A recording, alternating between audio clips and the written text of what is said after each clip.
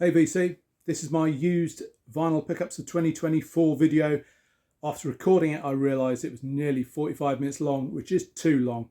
So I'm going to split it into two parts. So you'll get records 20 down to 11 and 10 down to 1. So hope you check out both parts. See you on the other side. Hello vinyl community. It's here, my 20 best used vinyl finds of 2024.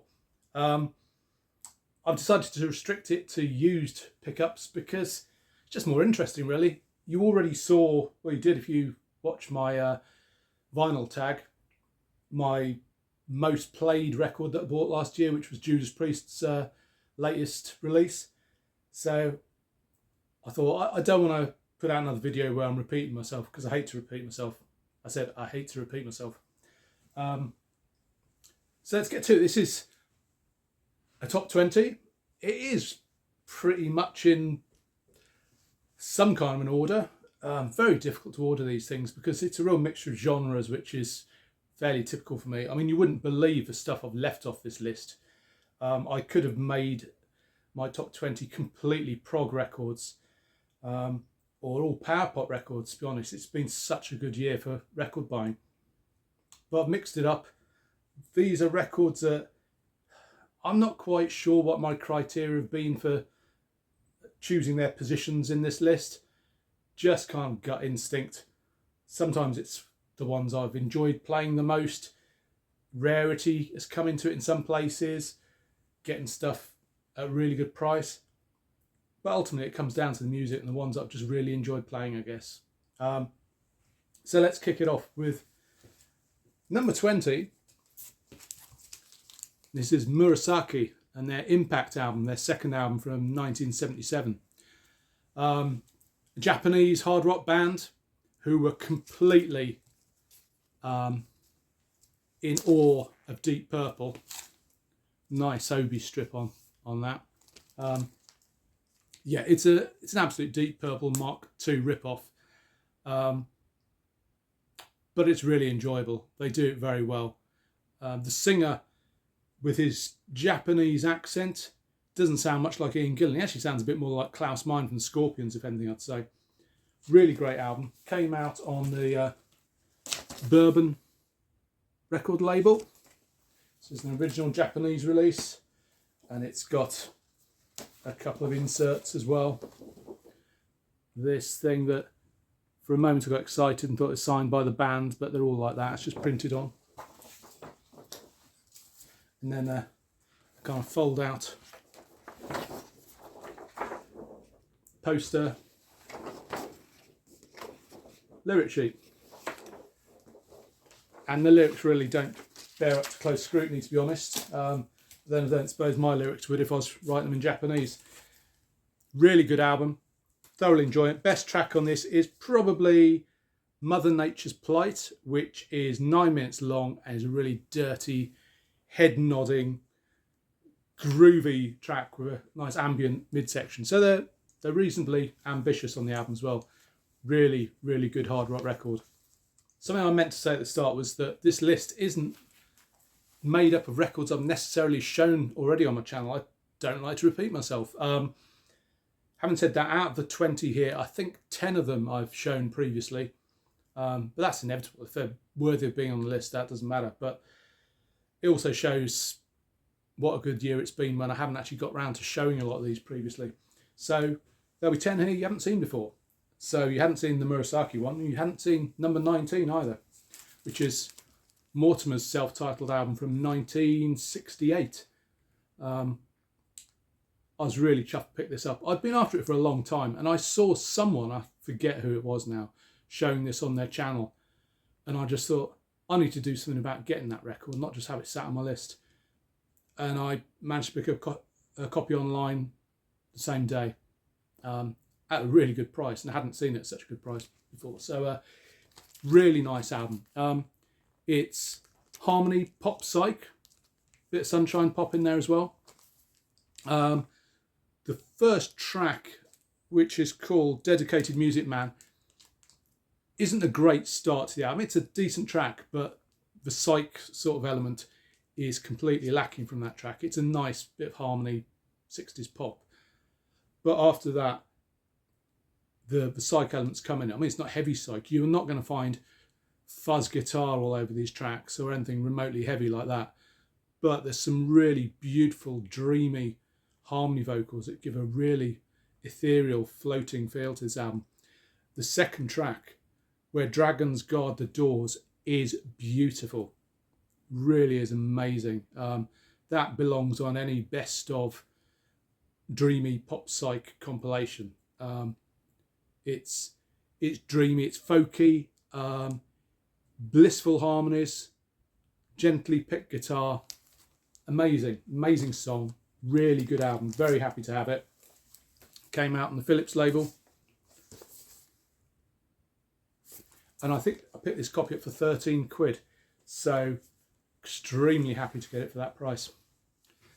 Now, number 18 you've seen before. I won't say too much about this, but this was a great bargain and was the first record I picked up on Vinted. Badgers One Live from 1973. Beautiful Roger Dean cover art. The pop-up badger inside the sleeve. And this features Tony Kaye, the original keyboard player in Yes. This isn't the kind of prog you might expect when you first hear it. It's recorded live and it is such a good recording. It's fantastic. But it's funky prog with a definite kind of Santana kind of vibe to it. Far more so than the Yes influence you might expect. Picked that up for £6. One of my bargains of the year. Brilliant album. Now, number 17 I've shown before. This is one I got, I think, back in January of 2024. And I keep on playing this. I think it's an amazing album. Iggy Pop's Free. Came out in 2019. I think I paid £10 for this. And I love this record. Absolutely love it. Adjectives I'd throw at this: mature, jazzy, mellow, spiky, electronic, minimalist, filmic. There's spoken word elements. There's muted trumpets on this. There are interesting beats. It's amazing. It's Iggy Pop really growing up without selling out. I mean, the most typical of the Iggy Pop we all know is probably Love's Missing, which gets noisy and rocking in a kind of a low-key kind of a way. And, you know, the lyrics are pretty spiking, not ones you play when the kids are around, but beautiful album. I mean, the other extreme is We Are the People. There's a lot of sort of mellower tracks on here, but We Are the People, it's mellow, it's jazzy in a kind of spoken word sort of style. And I could just listen to an album of Iggy Pop talking. I think he's got an incredible speaking voice, let alone the singing voice. So, yeah, I love this record. Almost a career highlight for me. Brilliant stuff. Number 16 was another Vinted purchase, I think. I mean, when I talk about vinyl finds, I don't differentiate between out in the wild, in record shops, record fairs, or online, because you're still hunting them down. You know, if these things were so easy to get at the prices that I sometimes get them for, everyone would have them in their collections. You have to put in a lot of legwork, even online, to find some good stuff. So, yeah, I don't differentiate. I love finding stuff in record stores and in record fairs, don't get me wrong, but anywhere I can pick up the records I want and not pay through the nose for them, that's what I'll do. So this was a Vinted purchase. I paid 17 quid for this, I think.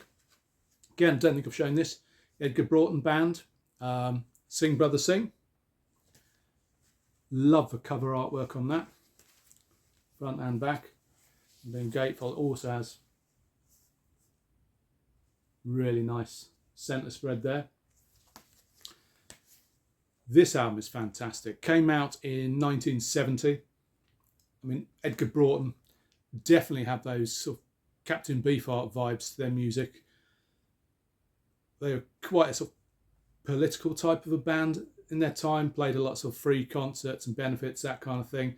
And you get that kind of almost punk attitude pervades their music. The track that made me rush out and buy this when I heard it was the first track.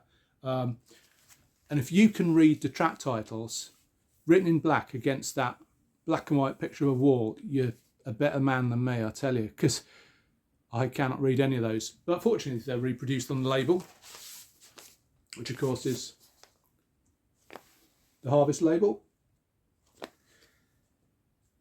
And the first track is called, what is it called? There's No Vibrations But Wait. And that is just an out there, totally bonkers psych track with whispering, sort of phased, panning vocals and loose, funky guitar.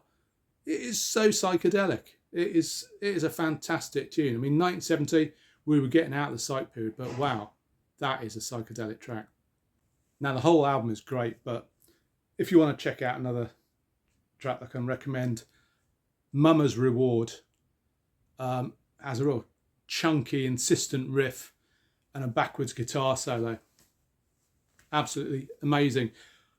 I need to pick up the whole of the Edgar Broughton Band's back catalogue. I've got a few more to collect, and they're quite difficult to track down, some of them, but I'll do my best. So that's number 15. No, it's not. It's number 16, Edgar Broughton Band. Now, number 15 is a record that's been on my want list for years, and I don't think it's even a rare record, but it's just not one that turns up in the UK.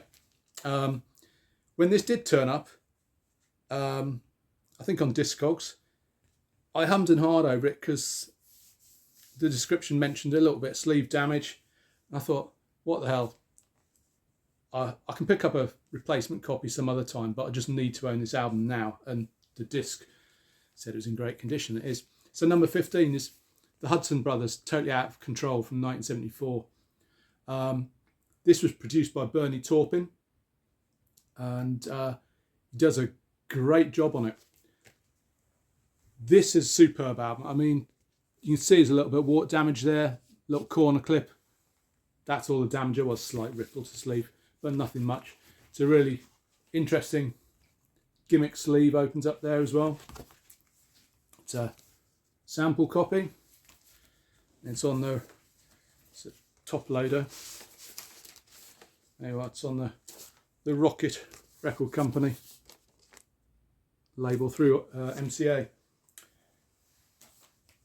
Now, I can't remember what I paid for this. Well, I do. I got it free because the guy I bought it off paid him. He shipped it, and I got a message before I received it saying, when I was cleaning it before sending it to you, I scratched the record. Really sorry about that. I've sent it to you anyway. I've refunded you money. So I got this free. It's not scratched. I don't know what he's talking about. He may have thought he scratched it, but he didn't. It plays absolutely beautifully. Such a good album. It's Beatlesque power pop. It's a classic power pop album. Great tracks on here. And there's plenty of power as well as pop on here.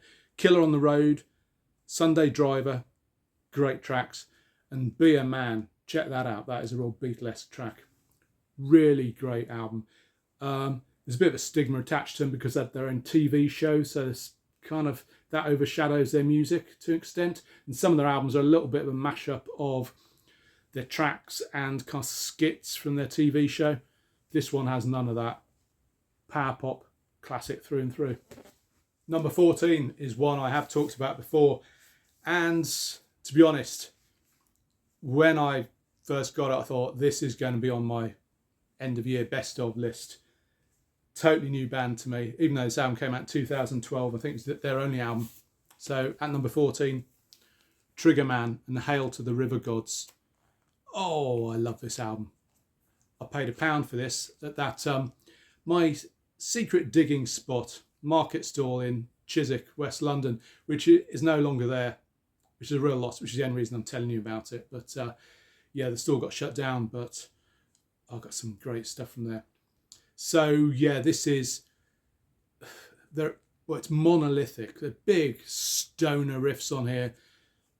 You could compare it, I guess, to Clutch, Rage Against the Machine at times, but with a kind of Celtic twist.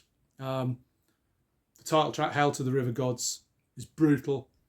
Von Strange Brew has a riff which is worthy of early Metallica. One thing I would say, is do not play this while you're driving, because you will push your foot to the floor. It's a short album, it's brutal, but it has light and shade as well. Like all the best heavy albums, it's not unrelenting. You have so much going on here. Can't recommend this highly enough. Now, number 13 is another album I haven't shown before. It's one I bought from Discogs, a seller that I've gone back to again and again because he has great stuff at great prices. And this is now, I probably couldn't afford, been able to afford a British pressing of this, but this is a US pressing. There you go, the full impact of that amazing sleeve. Blonde on Blonde's Contrasts album from 1969. They were a Welsh band. They get a bit of stick because stylistically they're a little bit all over the shop, but I don't mind that. It still all sounds like the same band playing these different styles to me. And I'd sooner that than have an album with no variety on it. I think it's amazing. It's a mix of bluesy, heavy psych, folk rock, proto-prog, bit of a Barclay James Harvest kind of feel to some of the tracks. Really great album. This is a white label promo copy as well, just to make it even more appealing. This promo copy right there on the Janus label. And I paid 12 quid for this. The sleeve is pretty worn. Fair bit of spine wear there. But, you know, for 12 quid, I'm not complaining. I could have waited around, paid a couple of hundred quid for a UK original, but I wasn't going to do that. Highlights on here, there are many, but Ride with Captain Max has heavy killer smoking guitar, kind of a bit of a Groundhog's feel to it, I guess. Keith Moon type drums, but a nice folky midsection. And then the track Spinning Wheel is a piece of fantastic sitar psych. So if you're not afraid of a bit of variety, check it out. Really, really good album. Number 12 is another album I've been after for such a long time. Not shown it on the channel before. I missed out on a copy of this about 10, 12 years ago. I saw it in a record store. It was 10 quid. There were some surface scratches, and stupidly I thought, oh, I'll hold off. I'm sure I'll get another copy at a similar price. Like hell I will. England's Garden Shed album.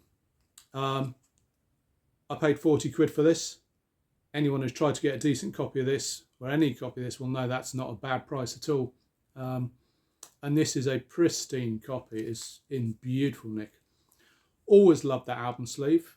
For those of a certain age who come from the UK, you'll know that that's kind of a pastiche of the label on a brand of marmalade called Golden Shred. Hence Garden Shed, Golden Shred. Really interesting artwork. This album sank without a trace when it came out. It came out in 1977. What was happening in 1977? It wasn't this kind of prog, that's for sure. Very late to the party.